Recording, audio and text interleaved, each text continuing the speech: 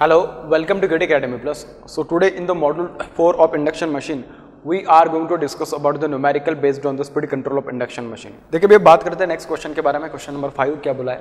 A 6 pole 50 hertz 3 phase wound rotor induction motor has its maximum torque of 250% of full load torque at 18% slip. The rotor resistance per phase is 1 ohm. At 50 hertz, the input supply voltage is subjected to large fluctuations. क्या बोल रहा है? The input supply voltage is subjected to large fluctuations. Assume that the magnetic circuit is unsaturated. Assume that the magnetic circuit is unsaturated. ठीक है. आगे उसने बोला है कि the minimum voltage that could be impressed so that the motor can still supply its rated output. The minimum supply voltage minimum पूछ रहा है. that can still supply its rated output. The resistance to be inserted in the rotor circuit so that the motor will develop its full load torque at starting. So that what the motor will still develop its full load torque at starting. ये rotor resistance control का problem है और ये किसका problem है? This is the question from voltage control. ठीक है, देखिए मैंने गिवन डेटा लिखा है. अभी वाउंड रोटर इंडक्शन मोटर दिया है. वाउंड रोटर ही देखा ना, क्योंकि रोटर रेजिस्टेंस कंट्रोल किसके लिए एप्लीकेबल होता है? स्लिप रिंग इंडक्शन मोटर, और बस स्लिप रिंग के लिए होता है. Slip ring is nothing but wound rotor. Squirrel cage के लिए थोड़ी ना होता है भाई. देखिए उसने फ्रीक्वेंसी दिया 50 हर्ट्ज, नंबर ऑफ पोल्स दिए 6, स्पीड दिया है. सिंक्रोनस स्पीड तो वहीं से पता चल जाएगा, 6 पोल है और 50 हर्ट्ज फ्रीक्वेंसी तो 1000 आरपीएम सिंक्रोनस स्पीड होगा. उसके बाद मैक्सिमम टॉर्क दिया उसने 2.5 times of full load torque. And slip का वैल्यू दिया उसने, मैक्सिमम स्लिप दिया अपन को 0.818, 18% दिया ना. एंड रोटर रेजिस्टेंस दिया उसने 1 ओम पर फेज. देखिए उसने अपन को यहाँ पे जो दिया है, क्या बोलते हैं उसने को, full load torque upon maximum torque जो दिया है उसने, this is equals to 1/2.5 times, इस टाइप से दिया है. ठीक है, और अपन लोगों को एक रिलेशन पता है कैसी, इन दोनों के बीच में एक रिलेशन पता है. This is equals to 2 multiply by S M multiply by S F L divided by S M का square plus what S F L का स्क्वायर. बात समझ में आ गई? So this is 1/2.5 is equals to 2 multiply by 0.18 multiply by S F L divided by S F L का square plus 0.0324. 18 का square क्या होता है? 0.18 का स्क्वायर क्या आ जाएगा? 324, तो 0.02 आ जाएगा इस टाइप से. तो यहाँ से देखिए, अगर मुझे एस एफ एल का वैल्यू पता करना, एस एफ एल का square plus 0.0324 is equals to, this will be 5 multiply by 0.18 is nothing but 0.9, so this is 0.9 times of S F L. सो यह जाएगा आपके पास एस एफ एल का square minus 0.9 times of S F L plus 0.0324 is equals to 0.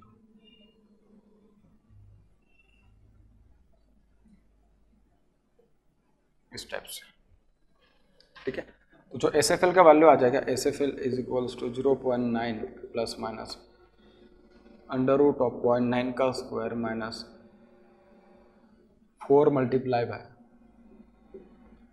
0.0324 divided by 2. अगर देखिए आप यहाँ पे प्लस साइन, अगर आप जो भी वैल्यू प्लस और माइनस साइन है, जो भी वैल्यू आएगी उसके साथ अगर प्लस लोगे तो ये वैल्यू 1 से बड़ी हो जाएगी, और इतनी ज़्यादा वैल्यू आप मतलब इतना ज़्यादा फ्रीक्वेंसी स्लिप होगा भी नहीं है. और हाँ, फुल लोड पे अगर आप उसको ऑपरेट करा रहे तो मैक्सिमम कंडीशन मतलब वो देखा जाए तो उसका जो वैल्यू होगा स्लिप का, वो कैसा होगा? वेरी क्लोज, मतलब speed very close to synchronous speed होता है. तो ऑब्वियस है कि यहाँ पे जो वैल्यू आएगी बहुत ही कम आएगी. तो बहुत कम वैल्यू आने के लिए अपन को यहाँ पे नेगेटिव साइन कंसिडर करना पड़ेगा. ठीक है, अगर आप इसको सॉल्व करके तो डायरेक्ट उसका वैल्यू लिख देता हूँ मैं, ऐसे पहले आप सॉल्व कीजिएगा उसको. दिस विल बी 0.0375, यह आ जाएगा फुल लोड स्लिप, यह आ जाएगा क्या? Full load slip. बात समझ में आ गई? देखिए उसने मैक्सिमम स्लिप के बारे में कुछ मेंशन किया है. मैक्सिमम स्लिप कितना है? मैक्सिमम स्लिप जो दिया है दिस इज इक्वल्स टू 0.18. अपन को पता है क्या? S M is equals to R2 by X2, ऐसा पता है अपन को. ठीक है, अगर सपोज मैं X2 का वैल्यू निकालूं तो X2 will be equals to R2 upon 0.18, this will be 5.55 times of R2, और R2 का वैल्यू अगर मैं पुट कर दूं 1 तो X2 का वैल्यू आ जाएगा 5.555. बात समझ में आ गई? ठीक है, इस टाइप से। अब उसने जो दिया है उसने बोला क्या है, the minimum voltage that could be impressed so that the motor can still supply it's rated output, so that what, motor can still supply it's rated output. देखिए रेटेड आउटपुट क्या आपके पास TFL, और वो बोल क्या रहा है अपन को बोल रहा है कि मैक्सिमम सप्लाई जब मैक्सिमम टॉर्क प्रोड्यूस करेगा, तो मैक्सिमम टॉर्क प्रोड्यूस करने की कंडीशन में उसने पूछा कि what can be the minimum voltage that must be applied, that must be impressed upon, so that a motor can produce the same torque that is full load torque. तो इसके लिए क्या करोगे, सिंपल कंडीशन है, full load torque का value क्या होगा, इसको मैं बोलूंगा फुल लोड टॉर्क जो होगा this will be 3 multiply by E1 का square multiply by R2 by S, ठीक है, SFL, ठीक है, ये बन जाएगा R2 बाय SFL का स्क्वायर प्लस व्हाट X2 का स्क्वायर प्लस व्हाट X2 का स्क्वायर। और मैक्सिमम टॉर्क का इक्वेशन मैंने आपको डिराइव करके बताया था उस टाइम पे, सो this is 3 times of E2 का square divided by 2 times of X2। बात समझ में आ गई? देखिए यहाँ से 3 से 3 कैंसिल हो जाएगा। अपन को E2 का वैल्यू पूछा है इन टर्म्स ऑफ E1 बताना है उसको, ठीक है। एक्चुअली इसमें ऑप्शन भी थे लेकिन मैं ऑप्शन के बारे में बिल्कुल डिस्कस नहीं किया, ये हाँ आई थिंक इंजीनियरिंग सर्विसेज का क्वेश्चन है, ठीक है, कोई दिक्कत नहीं। तो वैल्यूज पुट करते देखते क्या आने वाला है। So this will B E1 का स्क्वायर 1, R2 का वैल्यू है 1 डिवाइडेड बाई 0.035375, तो ये आ जाएगा मेरे हिसाब से 26.667, ऐसा कुछ तो आ जाएगा मेरे हिसाब से इसको। 1 डिवाइडेड बाई 0.0375 26.667 करेक्ट, तो आ जाएगा 26.667 डिवाइडेड बाई ये आ जाएगा 26.667 इसका स्क्वायर प्लस 555 इसका square is equals to E2 का square divided by 2 multiply by X2 का value in terms of R2 लिखने की जरूरत भी नहीं, डायरेक्टली पता है अपन को X2 का वैल्यू, ठीक है, तो 2.55 टाइम्स आ जाएगा। देखिए अगर मुझे E2 का वैल्यू पता करना है तो E2 का जो वैल्यू आएगा ये आ जाएगा आपके पास 26.667 multiply by 2 multiply bye 5.555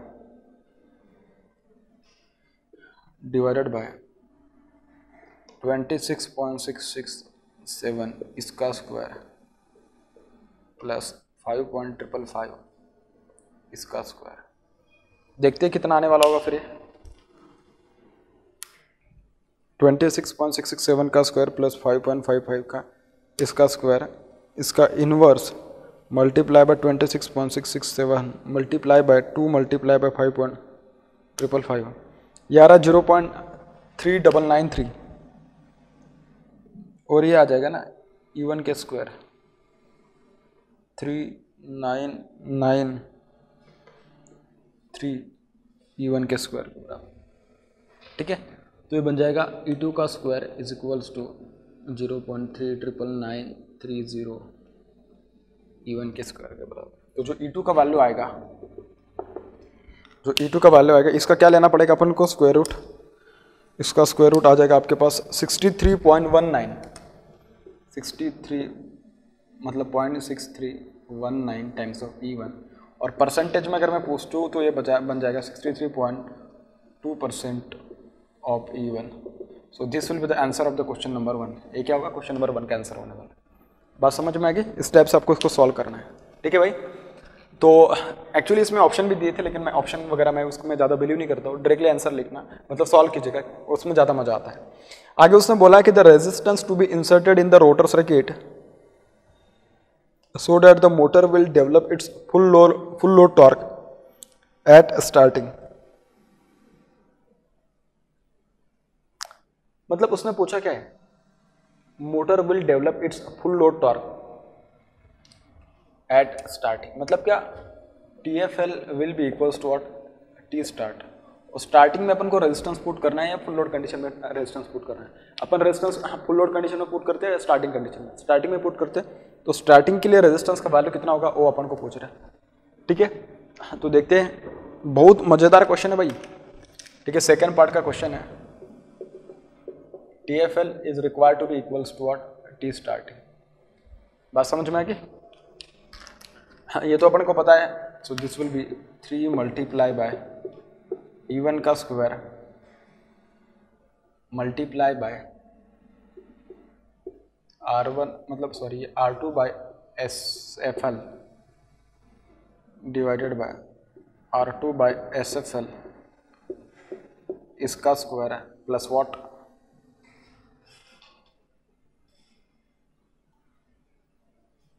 plus ये बन जाएगा 5.55 इसका स्क्वायर इज इक्वल्स टू, ठीक है ना, x2 लिख देता हूँ क्योंकि अपन फिलहाल तो बस इन टर्म्स ऑफ पैरामीटर से उसको लिख रहे हैं। स्टार्टिंग टॉर्क क्या बन जाएगा 3 मल्टीप्लाई बाय E1 का square multiply by R2 by S का वैल्यू तो 1 बन जाएगा भाई, बिल्कुल सही है। और ये R2 नहीं रहेगा, ये R2 डैश रहेगा, क्या रहेगा R2 डैश, और ये बन जाएगा R2 डैश का स्क्वायर प्लस व्हाट x2 का स्क्वायर प्लस व्हाट x2 का स्क्वायर। बात समझ में आ रही? ठीक है, ये R2 डैश क्या रहेगा, R2 डैश विल बी 1 ओम मतलब R2 प्लस R एक्सटर्नल ऐसा रहेगा। ठीक है, चाहे तो मैं लिख देता हूँ, keep in mind that R2 dash is equals to 1 ohm plus what R external. So this is the value of what R2 dash. तो देखिए ये कैंसिल हो जाएगा, ये कैंसिल हो जाएगा, ये कैंसिल हो जाएगा, ये कैंसिल हो जाएगा। इसमें बस वैल्यूज पुट करने और देखना है अपन को कि उसके वैल्यूज क्या आने वाले हैं। तो ये बन जाएगा आपके पास 1 अपॉन R2 का वैल्यू क्या होगा 1 upon 0.0375। This will become what, this will become 26.67 इसका स्क्वायर प्लस व्हाट 5.555 इसका square is equals to R2 dash divided by R2 dash का स्क्वायर प्लस 5.555 इसका स्क्वायर। ठीक है भाई, इस टाइप से आ जाएगा। तो इसको मैं क्या लिख दूँ 1/0.0375, ये बन जाएगा 26.67 बन जाएगा, तो बन जाएगा क्या 26.67 इस टाइप से बन जाएगा। ठीक है, तो मैं देखिए उसको किस टाइप से लिखता हूँ, R2 का स्क्वायर प्लस व्हाट 5.555 का square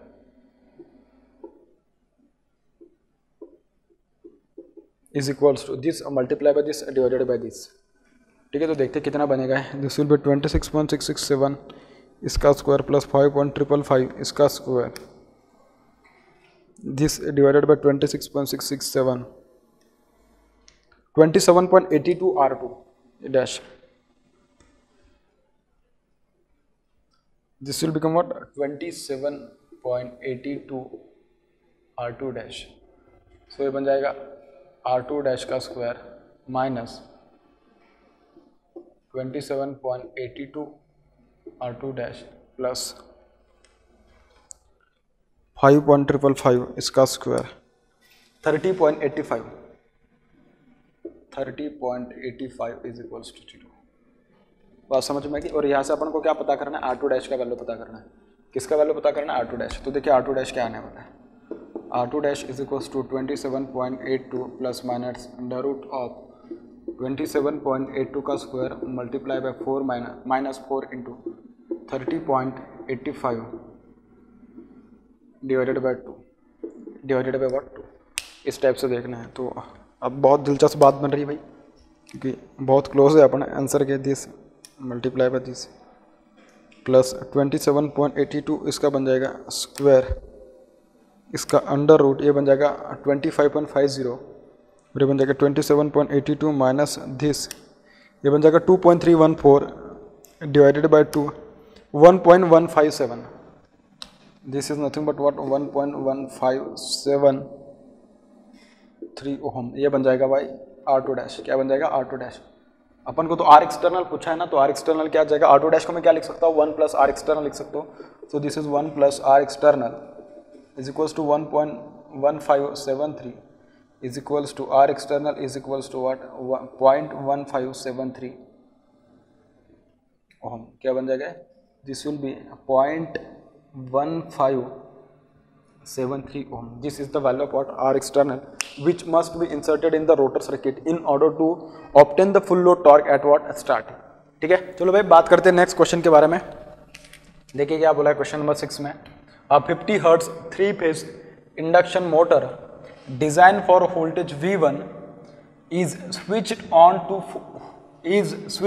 40 Hz supply of voltage V2 इसका मतलब क्या, जो आपकी मोटर है कि जिसको तुमने V1 वोल्ट और 50 हर्ट्ज सप्लाई के लिए बनाई है, इस मोटर को आपने फिलहाल 40 हर्ट्ज फ्रिक्वेंसी पे और वोल्टेज V2 पे आपने उसको क्या किया है, ऑपरेट किया है। आगे उसने बोला कि the ratio of starting torque, starting current and maximum torque when V2 is equals to what 1.5 times of V1, ऐसा उसने पूछा है। और सेकंड केस में उसने पूछा कि the ratio of V1 to V2 to give equal values of starting torque both at 40 hertz and 50 hertz. The ratio of V1 to V2 to give equal values of starting torque. अगर starting torque का value equal चाहिए both at 40 hertz and 50 hertz, तो उसके लिए V1 और V2 का ratio क्या होना चाहिए, उसके बारे में उसने पूछा है। तो स्टार्ट करते हैं भाई। इसमें देखिए थोड़े से कुछ अजम्पशन लेने की जरूरत पड़ेगी, तो अजम्पशन भी ले लेंगे। और मैंने जब आपको टॉर्क इन इंडक्शन मशीन उसके रिगार्डिंग कंसेप्ट समझा था, तो उस टाइम पे मैंने बहुत बात करी थी कि अजम्पशन कहाँ पे किस तरीके से लेना है, ठीक है। एक्सक्यूज में, तो गिवन क्या है बात करते पहले। इंडक्शन मोटर दी है आपको, कौन सी मोटर है, वाउंड रोटर है, स्लिप रिंग है, ऐसे कुछ मेंशन नहीं है, ठीक है, इंडक्शन मोटर बोल देते हैं। और दोनों में वोल्टेज कंट्रोल के बारे में बात करें उसमें, ठीक है। हाँ, तो केस 1 दिया उसने, इसके बारे में का सपोज मैं बात करूं, केस 1 में उसने दिया है voltage V1, this is the rated voltage, and F1 which is equal to 50 hertz, this is rated frequency. क्या दी है, रेटेड फ्रिक्वेंसी दी है, और जो कितना है 50 हर्ट्ज है, ठीक है। और केस 2 में उसने क्या बोला है, जो केस 2 दिया है उसने वोल्टेज को क्या किया, चेंज किया। वोल्टेज लिया उसने V2, और क्वेश्चन नंबर 1 के लिए V2 का वैल्यू दिया उसने 1.5 times of what V1, and frequency दी है उसने F2 which is equal to what 40 hertz, which is equal to 40 hertz. पहले देख लीजिएगा कि दोनों का रेशियो सेम आ रहा है नहीं आ रहा है। देखिए V1 by F1 is equals to V1 by 50 hertz, and जो V2 by F2 है, this is equals to 1.5 times of V1 divided by 40 hertz, and this is equals to 3 by 2, मतलब 3 by 80 V1। तो दोनों same नहीं है, इसका मतलब क्या, V1 by F1 is not equals to what V2 by F2, मतलब यहाँ पे simultaneous voltage and frequency control किया जा रहा है in such way that V by F ratio will not be maintain constant throughout the process. बात समझ में आ गया। तो इसको देखिए किस टाइप से ए करोगे, अप्रोच करेंगे इस क्वेश्चन को। सबसे पहले मैं बात करूंगा क्वेश्चन नंबर 1 की, जो मतलब जो क्वेश्चन नंबर 6 का पार्ट A1 है उसके बारे में बात करूंगा मैं। देखिए उसने बोला क्या है, स्टार्टिंग टॉर्क के लिए उसने बोला है, ठीक है भाई। तो स्टार्टिंग टॉर्क का एक्सप्रेशन अपन को पता है, starting torque, starting torque expression क्या होता है भाई, टी स्टार्टिंग, स्टार्टिंग टॉर्क मतलब स्लिप इक्वल्स टू 1, बिल्कुल सही है। तो this will become 3 multiply by E1 का square multiply by R2 divided by R2 का स्क्वायर प्लस व्हाट X2 का स्क्वायर प्लस व्हाट X2 का स्क्वायर, ठीक है। चाहे तो मैं इसको ऐसा भी लिख देता हूँ, मतलब ये जनरलाइज एक्सप्रेशन बन जाएगी। एट स्टार्टिंग द स्लिप का वैल्यू कैसा होगा, 1 होगा। अगर स्लिप का वैल्यू 1 है तो देखिए मैं यहाँ पे उसको मिटा देता हूँ, फिर ये भी 1 बन जाएगा, ठीक है। जनरली देखा जाए तो R2 का वैल्यू क्या होता है, कम होता है in comparison to what X2, so R2 will be neglected as R2 is very very less than what X2। इतना भी नहीं होता, लेकिन इतना कह सकते हो तुम, तो ठीक है। सो R2 विल बी नेग्लेक्टेड, अगर R2 को नेग्लेक्ट कर दिया तो this will become what 3 times of E2 का square R2 divided by what X2, and this is what T1 case के लिए, T1 केस के लिए मतलब क्या, फर्स्ट केस। कब फर्स्ट केस मतलब क्या, 50 hertz frequency and V1 supply voltage. So 50 hertz frequency और V1 सप्लाई वोल्टेज के लिए देखिए इसको किस तरीके से लिखा जाएगा। देखिए इसमें वोल्टेज चेंज हो रहा है, फ्रीक्वेंसी चेंज हो रहा है सिर्फ। तो देखिए मैं इसके बारे में सोचूंगा नहीं, क्योंकि तो कांस्टेंट या रेजिस्टेंस भी कांस्टेंट होगा। So this will be what E2 का square divided by what X2। तो E2 को मैं क्या लिख सकता हूँ, V1 के बराबर लिख सकता हूँ, क्योंकि पहले केस के लिए जो वोल्टेज वो V1 है, और इसको मैं क्या लिख सकता हूँ 2 pi multiply bye L multiply by what 50 hertz, ठीक है। मैं जानबूझ के L को पहले लिखा, उसके बाद में 50 ये लिखा, ठीक है। चाहे तो उसको लिख देता हूँ जैसा आप नॉर्मल लिखते हो, multiply by 50 multiply bye L, L2 ज़्यादा बेटर रहेगा क्योंकि X2 के बारे में बात करें। तो ये बन जाएगा T1 के लिए, और T2 के लिए क्या बन जाएगा, T2 के लिए क्या बनेगा भाई, बिल्कुल सही है, सेम बन जाएगा ऐसा ही। तो ये बन जाएगा 1.5 टाइम्स ऑफ V1 इसका square divided by 2 pi multiply by 40 multiply by what L2, ठीक है। तो T1 बाय T2 का रेशियो क्या आएगा, ठीक है, T1 बाई T2, तो this is T1 upon T2 is equals to V1 का square divided by 2 pi multiply by 50 multiply by L2 multiply by, ये डिवाइड में जाएगा तो मतलब क्या हो जाएगा, ऊपर वाले नीचे वाली टर्म ऊपर चली जाएगी, बन जाएगा 2 pi multiply by 40 multiply by what L2 divided bye 1.5 times of V1, इसका बन जाएगा स्क्वायर, इसका क्या बन जाएगा स्क्वायर। तो देखिए ए V1 से ए V1 कैंसिल हो जाएगा, ये 2 पाई से L2 से 2 पाई और L2 कैंसिल हो जाएगा, तो देखिए क्या बन जाएगा आपके पास, दिस विल बिकम ये 4 से ए कैंसिल हो जाएगा, 4/5, ये क्या एक्चुअली आपके पास 1.5 इज नथिंग बट 3/2 और इसका स्क्वायर क्या बन जाएगा 9/4, तो 9 यहाँ पे आ जाएगा और ये 4 यहाँ पे आ जाएगा, तो बन जाएगा 16/45, क्या बन जाएगा 16/45, सो दिस विल बी व्हाट 16/45। बात समझ में आ गई, this is nothing but T1 upon what T2। अगर इसको मैं 4 से डिवाइड करूँ तो बन जाएगा 4 लाइक दिस विल बिकम 10.125 आ जाएगा क्या 10.4 ओके 11.25 आ जाएगा, क्या आ जाएगा 11.25, ये आ जाएगा T1/T2 का रेशियो। ठीक है, आप चाहे तो उसको आगे भी सिंप्लीफाई कर सकते, कोई दिक्कत नहीं, डेफिनेटली बेशक आप कीजिएगा। ठीक है, आया स्टार्टिंग टॉर्क के लिए। अब बात करता हूँ मैं स्टार्टिंग करंट के लिए, किसके लिए, स्टार्टिंग करंट के लिए। ठीक है, 1 के बाद चल रही है ना, तो 1 में क्वेश्चन नंबर 1 इसको मैं ए बोल देता हूँ, इसको मैं बी पार्ट बोलता हूँ। ठीक है, क्योंकि उस एक ही क्वेश्चन के बारे में बात कर रहा हूँ फिलहाल, तो बी पार्ट, और बात करो मैं स्टार्टिंग करंट के लिए, किसके लिए, स्टार्टिंग करंट। ठीक है, और स्टार्टिंग करंट जो होगा आपके पास IST, this will be equals to what, मैं रोटर स्टार्टिंग करंट की बात कर रहा हूँ। ठीक है, तो बन जाएगा आपके पास E2 divided by under root of R2/S इसका स्क्वायर प्लस व्हाट x2 का स्क्वायर प्लस व्हाट x2 का स्क्वायर। S का वैल्यू कितना होगा, 1 होगा। S का वैल्यू अगर 1 है तो ऑलरेडी ये टाइम कैसा होगा, x2 का वैल्यू तो मतलब R2 का वैल्यू तो कम होता है, R2 का वैल्यू कम होगा तो इसको मैं निगलेक्ट कर दूंगा, इसको निगलेक्ट कर दूंगा तो बचेगा सिर्फ क्या x2 का स्क्वायर अंडर रूट में, तो बन जाएगा आपके पास क्या E2 अपॉन x2, ये क्या बन जाएगा E2 upon x2। This is nothing but what I starting current when the supply voltage is V1 and frequency is 50 hertz. ठीक है, तो ये बन जाएगा मेरे पास IST1 divided by what IST2, ये बन जाएगा E2 अपॉन व्हाट x2। तो देखिए E2 को मैं क्या लिख सकता हूँ, V1 लिख सकता हूँ, क्योंकि सेकंड केस के लिए जो वोल्टेज होगी E2 की उसको मैं बोल दूँ तो V1, ये बन जाएगा 2 pi multiply by 50 multiply by L2 multiply divided by क्या आ जाएगा आपके पास, सेकंड केस का V2 आ जाएगा और क्या आ जाएगा 40 हर्ट्ज वाला फ्रीक्वेंसी आ जाएगा, तो this will become 1.5 times of V1 and this will B 2.5 multiply by 40 multiply by what L2। तो देखिए यहाँ से क्या बन जाएगा, यहाँ से V1 कैंसिल 2 पाई L2 कैंसिल, 2 पाई और L2 कैंसिल, 4 कैंसिल, ये 0 कैंसिल, ये 0 कैंसिल, ये बन जाएगा 4 divided bye 5 multiply bye 3 divided by 2, ये बन जाएगा 8 डिवाइडेड बाय 15, ये बन जाएगा व्हाट 8 डिवाइडेड बाय 15, तो ये बन जाएगा I1 upon I2। I1 upon I2 मतलब ये समझना आप लोग, मैं बोल क्या रहा हूँ actually, this is the I1 is the starting current in the case 1 when the supply voltage is V1 and frequency is 50 Hz. I2 is the starting current in the case second in which the supply voltage is V2 and starting and frequency is 40 Hz. बात समझ में आ गई? ठीक है, बहुत ही आसान है। तो ये रहा था किसके लिए, स्टार्टिंग करंट के लिए। अब मैं बात करता हूँ किसके लिए, C मैक्सिमम टॉर्क के लिए। किसके लिए, C part for maximum torque. और मैक्सिमम टॉर्क के लिए डायरेक्ट मैंने उसका एक्सप्रेशन आपको बताया, क्या होगा आपके पास 3 टाइम्स ऑफ E2 का square divided by 2 times of x2, this will be the expression for what starting torque, sorry maximum torque. So maximum torque is equals to 3 times of E2 का square divided by what x2, इस type से रहेगा।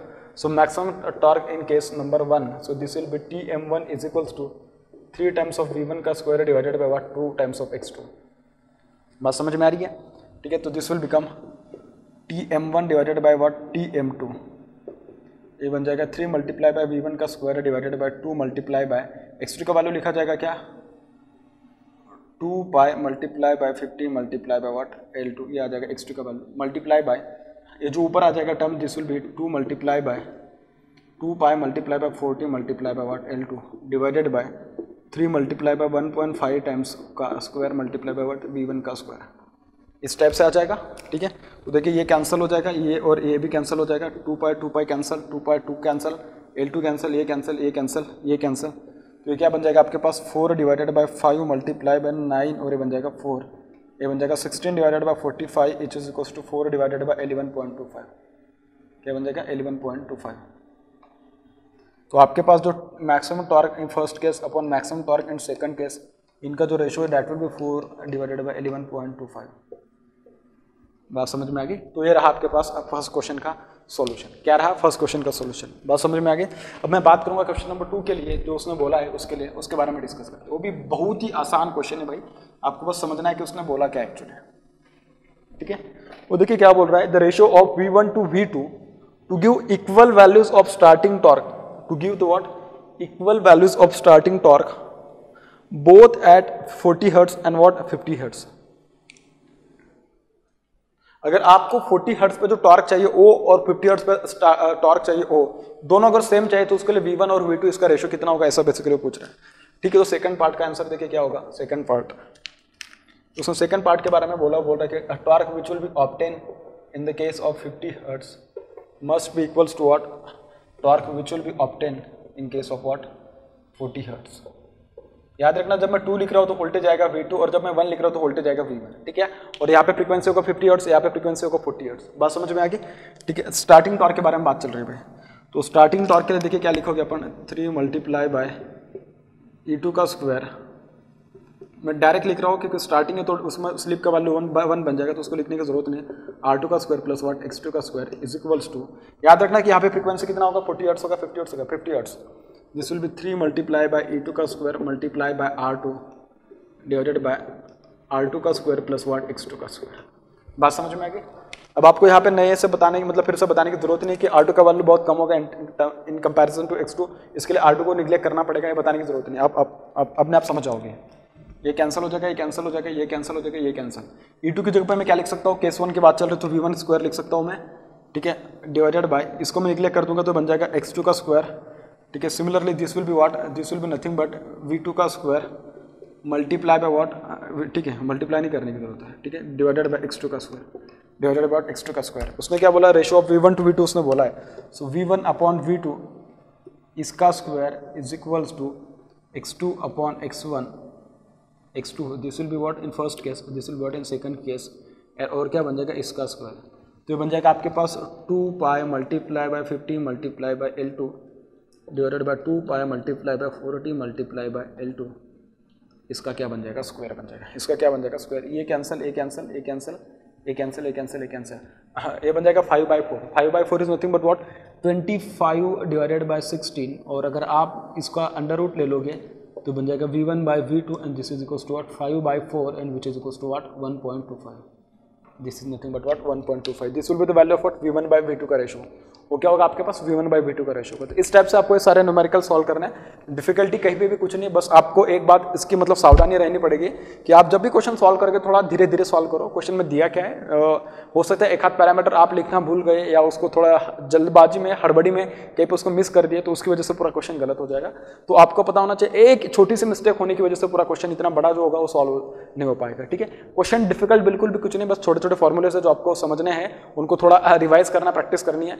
जितना ज़्यादा करोगे आप practice, जितनी ज़्यादा उसको रिवीजन करोगे उतना ज़्यादा चीज़ें आपको बहुत अच्छे से एक्वाइंट होती चली जाएगी, और जितना ज़्यादा आप उसका प्रैक्टिस करते रहोगे उतनी ज़्यादा चीज़ें आपको मतलब याद रहने की जरूरत, रखने की जरूरत भी नहीं होगी। ठीक है, तो इस तरीके से अपन ने पूरा का पूरा डिस्कस किया speed control of induction motor के बारे में। जितने न्यूमेरिकल्स है 6 न्यूमेरिकल्स मैंने लिए ऑन डिफरेंट टेक्निक्स, उसके अकॉर्डिंग अपन उसको सॉल्व कर सकते हैं। ठीक है, देखिए बात करते हैं नेक्स्ट क्वेश्चन के बारे में। क्या बोला है क्वेश्चन में, अ 4 पोल 400 volt 10 kilowatt sleep ring 3 phase induction motor has a rotor resistance of 0.16 ohm per phase and standstill reactance of 0.27 ohm per phase. The voltage across the slip rings at standstill is 141 volt per phase. The motor develops a torque of 62.4 Newton meter at a slip of 0.35 at a slip of what 0.35 and a rotor current of 31.1 ampere. Find the magnitude and phase EMF to be injected in the rotor circuit so that the motor runs at a slip of 0.02 and develops the same torque. Question उसने बोला है कि आपके motor के across में जो slip rings है, slip rings के अक्रॉस में देखिए उसने बोला क्या है, the voltage across the slip rings at standstill is 141 volt at standstill. उसने पर फेज दिया है ना, ठीक है, पर फेज वोल्टेज दिया है उसने। The motor develops a torque of 62.4 newton metre at a slip of 0.35 and a rotor current of 31.1 ampere. Find the magnitude and phase EMF to be injected in the rotor circuit so that the motor runs at a slip of 0.02 and develops the same torque. उसके लिए अपन को current भी पता करना पड़ेगा second case के लिए, और अपन वहां से EMF इंजेक्टेड पता कर सकते हैं। सबसे पहले देखिए जो दिया है उसको लिख लेते हैं, क्या दिया है उसने, गिवन क्या क्या है। अब रोटर सर्किट में तुम्हें EMF इंड्यूस करना है तो ऑब्वियस है स्लिप रिंग इंडक्शन मोटर दी होगी,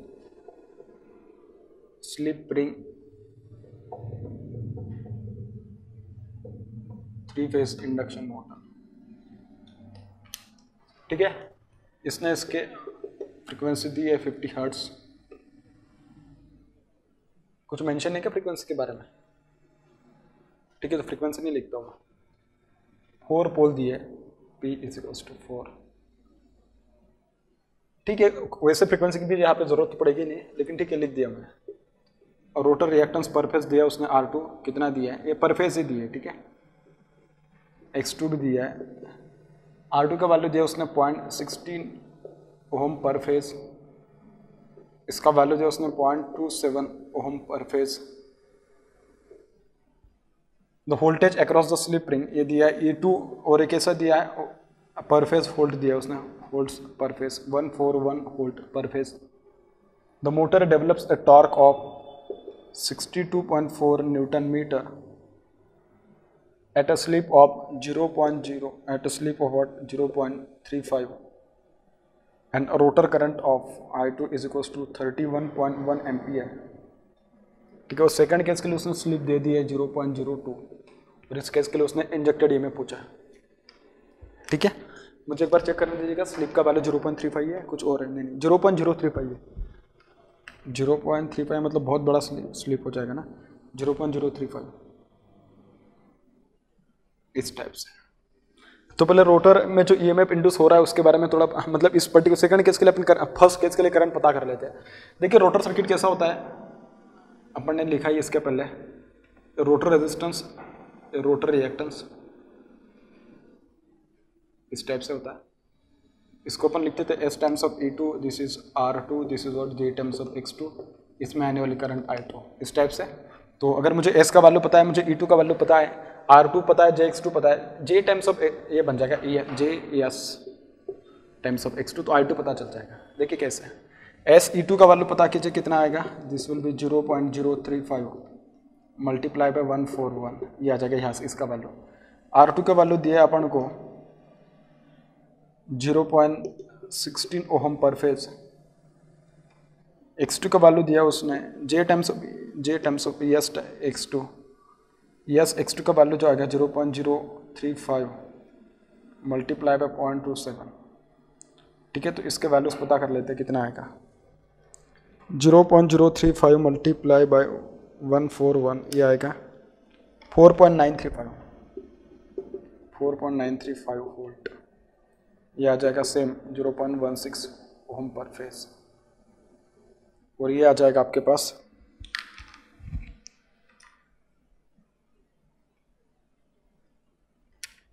क्या आएगा 0.035 मल्टीप्लाई बाय 0.27, बहुत ही छोटा आ रहा है उसका वैल्यू 9.45 मल्टीप्लाई बाय 10 का पावर -3 ओम। तो अगर मुझे सपोज अगर यहाँ से रोटर करंट I2 पता करेंगे तो rotor current I2 will be S times of E2 divided by under root of R2 का square plus S times of X2 इसका square, this is equals to 4.935, ठीक है। दिस डिवाइडेड बाय 0.16 का square plus 9.45 multiply by 10 का power -3 इसका square. देखते हैं इसका वैल्यू कितना आने वाला है। इसमें से करंट पता कर लेते हैं, इसका स्क्वायर प्लस 0.16 का स्क्वायर, ठीक है। इसका under root this multiply by 4.935। तो इसमें जो करंट आ रही है 30.79 एम्पियर। जो I2 आया फर्स्ट केस के लिए, this is equals to 30.79 ampere. अभी इसकी ज़रूरत क्यों पड़ी मैं बताऊंगा आपको, बात समझ में आ गई। इसका वैल्यू कितना है, this is nothing but 30.79 ampere. अब यहाँ से अगर मैं उसको देखे, अगर इसमें से अगर इस करंट को अगर मैं यहाँ से फ्लो करा दूँ तो यहाँ से मुझे इस करंट का मैग्नीट्यूड और एंगल दोनों पता चल जाएगा। क्या पता चल जाएगा, इस करंट का मैग्नीट्यूड और एंगल दोनों पता चल जाएगा, मतलब इस ईएमएफ का मैग्नीट्यूड और एंगल। कैसे पता चलेगा, देखिए अगर मैं इसको पता करूँ तो this will be what, S times of E2 is equals to I2 bar plus R2 plus J times of ES X2। नहीं इस टाइप से, लेकिन इसका जो एंगल आएगा वो इसी का एंगल आने वाला, क्या होगा, इसी का एंगल आने वाला। तो यहाँ से जो I2 का वैल्यू आ रहा है ये तो ऑलरेडी दिया भी था आपके पास, 31.1 एम्पेयर दिया था, नहीं दिया था, ठीक है। तो 31.1 एम्पेयर, शायद अपन के यहाँ पे कैलकुलेशन में कहीं पे छोटी सी मिस्टेक हो गई है, अपन अप्रोक्सीमेशन ज़्यादा कंसिडर कर लेंगे, ठीक है। इसका आंसर एक्चुअली जो होगा 30.79, मतलब इसमें मैंने अप्रोक्सीमेशन सही पे लिया नहीं होगा, शायद 31.1 एम्पेयर ले लेना है इसको, ठीक है। ये नहीं दिया होता तो अपन पता भी कर लेते उसको, ठीक है। तो अपन एस टाइम्स ऑफ E2 का वैल्यू पता कर सकते हैं यहाँ से। सो this will B 31.1 multiply by R2 का value 0.616, this is J times of कितना है 9.4 मल्टीप्लाई बाय 10 का पावर माइनस 3.45 आएगा, मल्टीप्लाई बाय 10 का पावर माइनस, इस टाइप से। तो देखते हैं भाई कितना आने वाला होगा, 31.1 multiply by 0.16, 4.976, 4.976 plus J times of 31.1 multiply by 9.45 multiply by 10 का power minus 6, this is going to be equals to 2.938 multiply by 10 का पावर माइनस 4, ठीक है। इस टाइप से आ रहा है। तो देखते हैं इसका मैग्नीट्यूड कितना आने वाला होगा, 4.976 कॉमा 2.938 मल्टीप्लाई बाय 10 का पावर माइनस 4, इसका मैग्नीट्यूड आ रहा है 4.976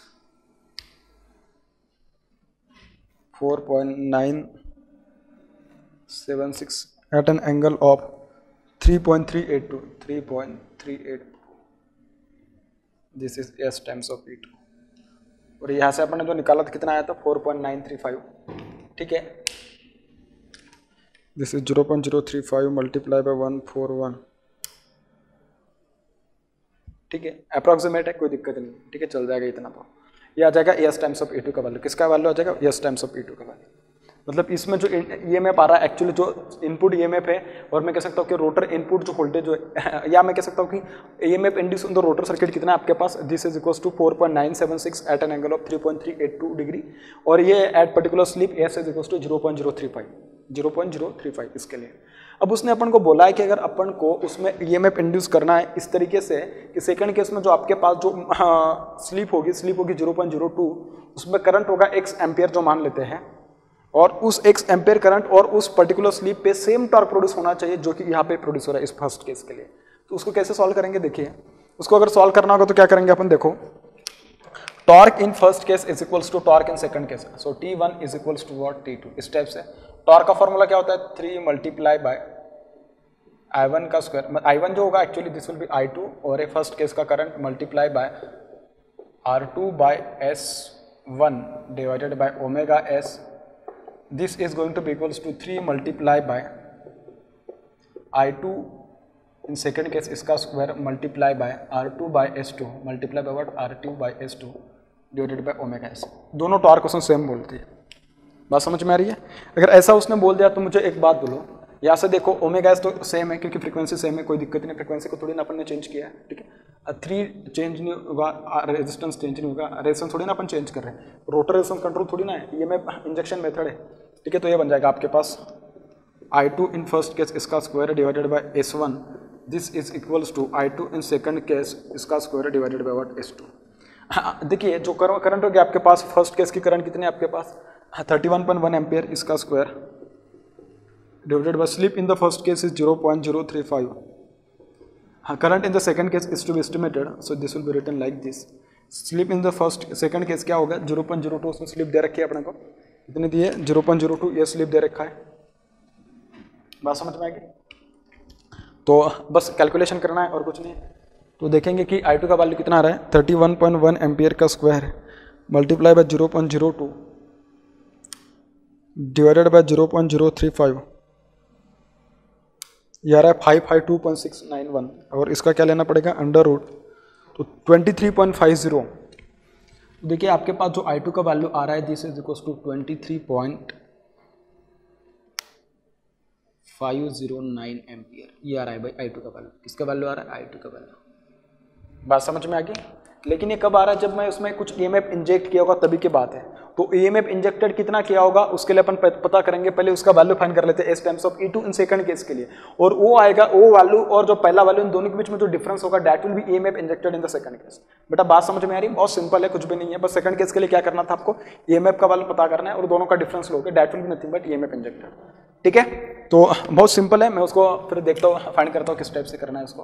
rotor resistance R2 this is rotor reactance इस टाइप से एंड एस मैं उसको E2 डैश बोल देता हूँ। ठीक है, E2 डैश बोल रहा हूँ। ठीक है, and this is what S2 इस टाइप से। This is rotor resistance R2 this is J times of H2 X2 इस टाइप से। तो S times of E2 dash is equals to I2 dash, मैं उसको I2 डैश ठीक है I2 dash बोल देता हूँ। सही है। फिर R2 का वैल्यू कितना था 0.16 प्लस यहाँ पे जो आएगा this will B 0.02 multiply by 0.27। ठीक है, और इसका वैल्यू है आपके पास 23.509 और इसका डायरेक्ट मैग्नीट्यूड और एंगल पता कर लेता हूँ फिर बहुत आसान हो जाएगा अपन के लिए। ठीक है, पहले इसका मैग्नीट्यूड ठीक है इसको थोड़ा और सिंप्लीफाई करते हैं 0.16 plus J times of 0.02 multiply by 27 ये बन जाएगा 54 पॉइंट मतलब 5.4 मल्टीप्लाई बाय 10 का power minus 3 0.27 multiply by 0.02 5.4 multiply by 10 का पावर माइनस 3 इस टाइप से आ रहा है। तो देखते हैं कि कितना आएगा इसका मैग्नीट्यूड और angle. This multiply by 0.16 multiply by 5.4 multiply by 10 का पावर माइनस 3 ये आ जाएगा 0.16 ये आ रहा है ये आ जाएगा 23.509 multiply by 0.16 at an angle of 1.933 degree. तो इसको अगर अपन सॉल्व करें तो देखिए किस टाइप से आने वाला होगा भैया। This will B this multiply bye 23.509 3.763 at an angle of 1.933 degree. This will be what S times of E2 dash या S2 ये आ जाएगा इस टाइप से। ये क्या आ जाएगा इस टाइप से आ जाएगा। बात समझ में आ गई? तो देखिए ये जो बना एक्चुअली आपके पास एक इस टाइप से है। ठीक है, अब ये वाला जो EMF होगा दिस EMF और ये जो EMF होगा आपके पास दिस EMF इन दोनों के बीच का जो डिफरेंस होगा that will be nothing but EMF injected, that will be nothing but what EMF injected। तो उसको कैसे पता करेंगे फिर देखिए this is E2 minus S2 multiplied by E2 dash this will be what EMF injected, this will be what EMF injected। ठीक है, तो ये किस टाइप से आएगा this will be 4.976 at an angle of 3.382 minus this is 3.763 at an angle of 1.933 degree is equals to what EMF injected। तो जो EMF आएगा this is injected। तो देखिए क्या करोगे फिर इसको किस टाइप से सॉल्व करोगे 4.976 cos of this one minus this cos of one. ठीक है, इस टाइप से लोगे तो ये आ जाएगा 4.976 multiply by cos of 3.382 minus 3.763 multiply by cos of 1.933 ये आ जाएगा 1.2064 ये आ जाएगा 1.2064 प्लस J टाइम्स ऑफ इसका साइन लीजिएगा और उसमें से इसका साइन माइनस कीजिएगा, तो बन जाएगा 4.976 976 है 796 है 976 है multiply by sine of 3.382 minus 3.763 multiply by sine of 1.933, ये आ जाएगा 0.166 प्लस में आ रहा है 0.166, तो ये बन जाएगा।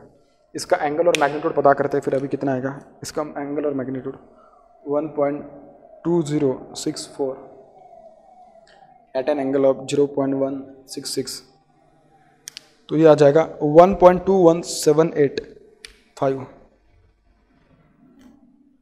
1.2178 at an angle of 7.86 degree 7.86 degree. This is EMF injected. This is what, this is nothing but EMF injected. ये क्या होगा आपके पास, this will be injected EMF होगा, ठीक है। तो मतलब क्या, सेकंड केस में जब आप उसमें इतना EMF इंजेक्ट करोगे तभी जाके आपको क्या मिलने वाला है, मतलब सेकंड केस का जो टॉर्क मिलेगा that will be same as that of the what first case. तो इस टाइप से अपन को देखना पड़ेगा। डिफिकल्टी इसमें बिल्कुल भी कुछ नहीं है। अगर जहाँ पे आपको डिफिकल्टी आ रही है तो मुझे कमेंट सेक्शन में लिखिएगा, so that I will solve your difficulties. और इसमें जो EMF इंजेक्शन वाला मेथड है तो बहुत ही आसान मेथड है। मैं जब समझाया था तो उस टाइम पे मैंने आपको बताया था कि how to manipulate the particular numericals based on such kind of examples as well. So इस तरीके से देखिए आपने जो पूरा का पूरा जो स्पीड कंट्रोल इंडक्शन मशीन का, उसमें एटमोस्ट सारे के सारे मैंने मेथड्स कवर करने की कोशिश करी है और क्वेश्चंस थोड़े अच्छे से और बड़े बड़े लिए हैं, सो डैट एक ही क्वेश्चन में बहुत सारे टॉपिक्स कवर हो जाए आपके पास, ठीक है। अब अपन इंडक्शन मशीन में बात करेंगे डिफरेंट टेस्ट और डिफरेंट टॉपिक्स के बारे में, and then we will go for the next topic, ठीक है। तो देखिए भाई, ये आया आपके पास S2 और E2 का वैल्यू, ठीक है। तो जो E2 डैश का वैल्यू है, जो कि सेकंड केस में जो EMF आ रहा है आपके पास, वो देखिए कितना है। सेकंड केस का जो EMF है उसको मैं नाम दे रहा है E2 dash. This is equals to 3.763 divided by 0.02 at an angle of 1.933। अपन इसमें तो EMF ये कर रहे हैं ना, इंजेक्ट कर रहे हैं। तो देखिए इसका जो वैल्यू आएगा आपके पास 3.763 डिवाइडेड बाय 0.02, यह आ जाएगा आपके पास 188.15 188.15 at an angle of 1.933 degree. This is nothing but what E2 dash. क्या होगा, सेकंड केस का EMF होगा। और इस सेकंड केस का EMF कैसा बनेगा आपके पास, फर्स्ट केस का EMF प्लस उसमें कुछ EMF इंजेक्ट करोगे तब जाके तो इतना आएगा ना, क्योंकि फर्स्ट केस का इतना नहीं था, कितना था 141 था एट एन एंगल ऑफ कितना, एट एन एंगल ऑफ 338.2। अगर आप इस एस से अगर इसको डिवाइड करोगे तो आपको वही मिलेगा 141, ठीक है। अब मुझे क्या करना है, दिस E2 डैश किसके बराबर होगा, this E2 dash will be equals to what, E2 इसके पहले जो था plus what EMF injected, plus what EMF injected, इसके बराबर होगा। तो मुझे EMF इंजेक्टेड का अगर वैल्यू पता करना होगा, E इंजेक्टेड मैं उसको बस बोल रहा हूँ, चाहे तो E इंजेक्टेड बस मैं उसको ऐसा बोलता हूँ, तो this will be E2 dash minus what E2, इसके बराबर होगा। So this is nothing but 188 at an angle of 1.933 minus 141 at an angle of 3.382। ऐसे बस क्या करना है आपको, यहाँ पे डिवाइड के लिए जाने देना है। एक हाथ नंबर आगे पीछे हो सकता है लेकिन उसके बराबर आएगा, 141 के करस्पॉन्डिंग आएगा, क्योंकि अपन को दिया है उसने 141 है, ठीक है। अप्रॉक्सीमेट कैलकुलेशन हो सकती है एक हाथ नंबर की। 3.382 ये बन जाएगा कितना, 3.382। तो बस सॉल्व करना है आपको। अभी कैसे सॉल्व करोगे, इसका कॉस्ट ले लो और इसके कॉस्ट से माइनस कर दो, मतलब 188 cos of 1933 plus j times of 188 sine of 1.933, बस उस टाइप से आप सॉल्व कर सकते हैं। कैलकुलेटर होगा तो डायरेक्ट सॉल्व कीजिएगा। मेरे पास कैलकुलेटर है, मैं उसको सॉल्व कर रहा हूँ। मैं उसको कॉस के हिसाब से जा रहा हूँ। 1.933 minus 141 multiply by cos of 3.382, इसका वैल्यू आ रहा है 47.138। कितना आ रहा है, this is nothing but 47.1385 j times of plus j times of 188, कितना आता है 188.15 लिखना चाहिए ना यहाँ पे, ऐसे अप्रोक्सीमेट मत क्या करो। 188.15, तो इसमें भी थोड़ा कुछ चेंज हो सकता है, एक हाथ नंबर का चेंज होगा, ठीक है, लेकिन ज़्यादा अप्रोक्सीमेशन करेक्ट होगा। 188.15 multiply by cos of 1.933 minus 141 into cos of 3.382, ये आ जाएगा 47.288 और दूसरा देख लेते 188.15 multiply by sine of 1.933 minus 141 into sine of 3.382,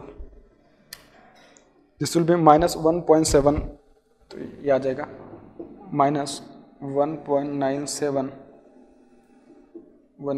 ये आ जाएगा इस टाइप से। तो इसका एंगल और मैग्नीट्यूड पता करना पड़ेगा अपन को। देखते हैं इसका एंगल और मैग्नीट्यूड कितना आएगा। This will be 47.288 at an angle of minus 1.9715, this will be 47.32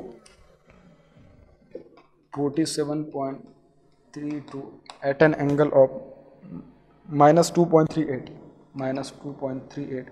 So this will be the value of the what EMF injected या injected EMF। क्या होगा injected EMF, बात समझ में आ रही है। और यहाँ पे क्या होगा ES टाइम्स ऑफ A2 लगा होगा, लेकिन उसमें थोड़ी ना इंजेक्टेड EMF में देने की जरूरत है, ठीक है। So this will be the injected EMF in this particular rotor circuit, then only you will get the what, then only you will get the same torque in the second condition as well. तो इस type से के regarding, मतलब इस particular topics के regarding जितने भी numericals थे speed control of induction machine, अपन ने सारे न्यूमेरिकल्स डिस्कस किए।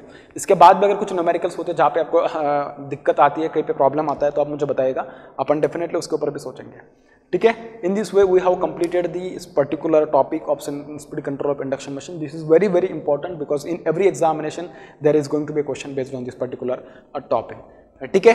Thank you so much.